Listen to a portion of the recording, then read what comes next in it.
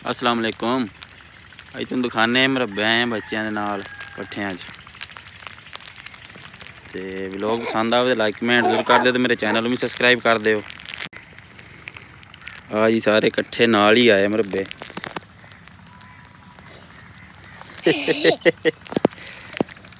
आयशा जी, नूर ते साकब अपने पट्ठे है जी लूसन दे, सरों छड्डी हुई है। देख रहे हैं खूबसूरती पिंडां दी। इस तो बाद अपना माल भी दिखावांगे तुहानू। आ मेरा पुत हरीश, हरीश हेलो कर दे। ते आ मेरी धी खड़ी जी, कहंदी मैं तेरी धी हाँ। आ जी आ गए इकट्ठे हो गए सारे। ईशा की मंगदी आ गई जी उर्वा, उर्वा जीवियां काट दी हैं चाचुआ। हुण चले हैं जी अपने डंगरां च, तुहानू डंगर दिखाने हैं।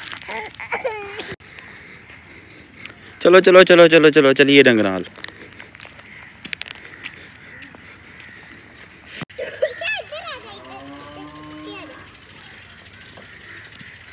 चल भी अपने बकरे विखा सानू, यार चल अपने बकरे विखा सानू। आई ते डंगर साडे ते आ छतरा ते लेला। केड़ी नस्ल आ ये? दांदी कड्डी जंदा आ लेला मारदा भी।